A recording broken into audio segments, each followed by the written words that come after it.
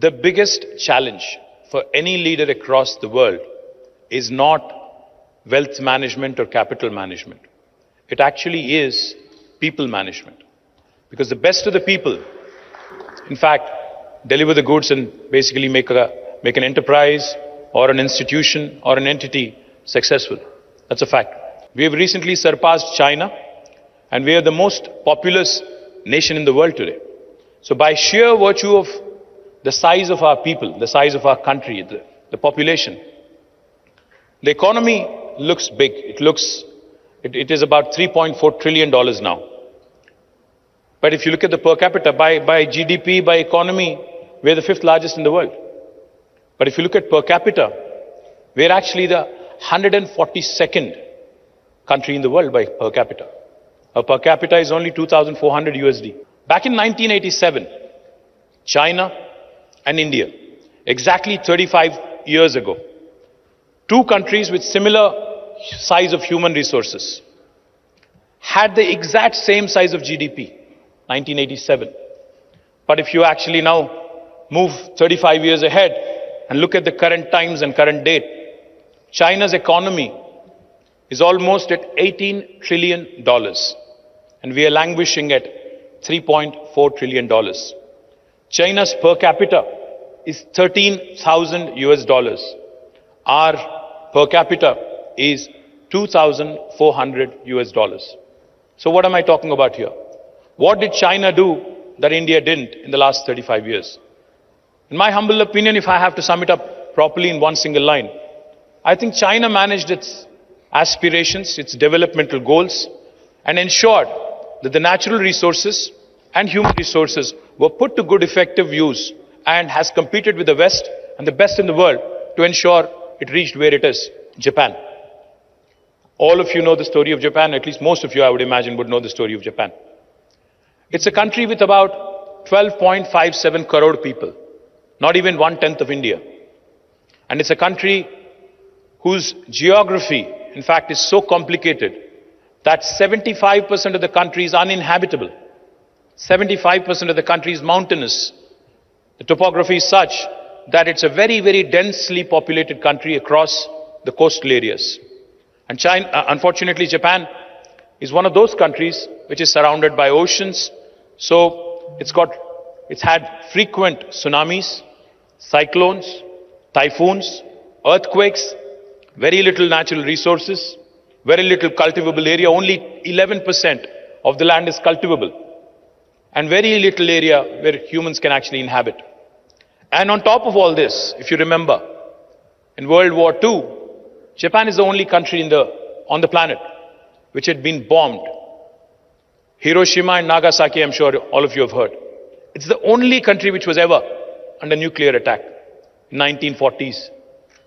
Now what happened then? Today Japan is the third largest economy in the world. Till until 2010, it was the second largest economy in the world. That's when China actually surpassed it. So what's happening in the world, if you think about it for a minute? India, with 140 crore people, with 40 crores of cultivable area, abundant natural resources, amazing talent, and most importantly, with a median age of 28, and with 65% of India being less than the age of 35, only has a 3.4 trillion economy. But Japan, with 12.57 crore people, with a median age of 49, has a 4.3 trillion economy with a per capita of 39,000 US dollars. So what is happening in these two countries, if you think for a minute?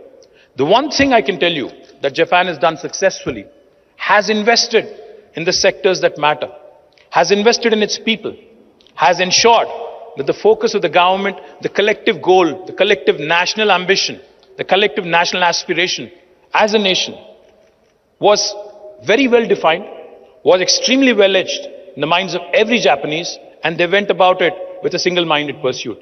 In India, unfortunately, while we do have leaders, while we do have many smart leaders, unfortunately our focus is always on politics. We're not focused on economics. Our focus is on winning the next election. Our focus is not in ensuring that the next generation has a better life than ours. That's the unfortunate challenge in India. Like I said, Japan's median age is 49, China's median age is 39. I can go on. We're the youngest nation on the planet. But are we putting our human resources? Are we putting this human capital to good use? But the question that we need to ask ourselves is, are our leaders, is the leadership of this great nation, in fact, giving us a vision of reaching that $25 trillion or $30 trillion or being the highest per capita in the world? It's not about the 5 trillion size. It's about the per capita, how the wealth is distributed among its citizens. On the one hand, India has some of the richest people in the world. The richest. If you look at the top 10 index, I think there are 2 or 3 Indians. I think one of them has slipped out of top 10 yesterday, but that's a different story. But on the other hand, we also are the nation with the maximum number of poor people on the planet. So unless the wealth is distributed equitably, unless, I'm not preaching socialism, I'm not preaching communism. All I'm saying is, when the Honorable Prime Minister himself says, a freebie culture, revdi culture, theek nahi hai. Let me remind all of you in this room, we are still a third world country with the maximum number of poor people on the planet. The bounden responsibility, it is the fundamental responsibility of every single government in this great nation to ensure that while the economy grows, the wealth also gets distributed.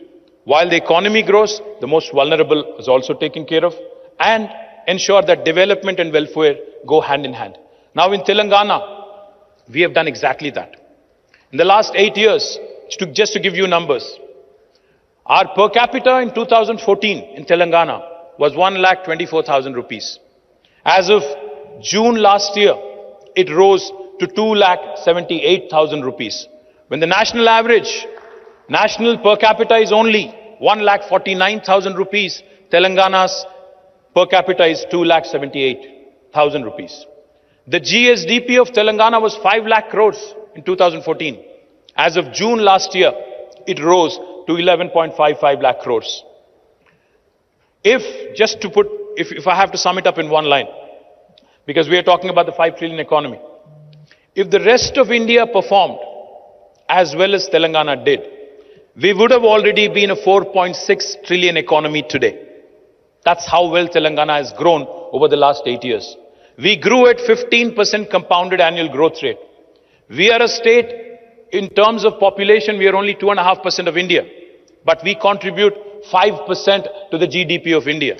So we are literally a 50-kilo boxer fighting in a 100-kilo category. We are punching double our weight. That's what I meant when I said people management. That's what I meant when I said expectations management, alignment of expectation with those of the needs of the people is important.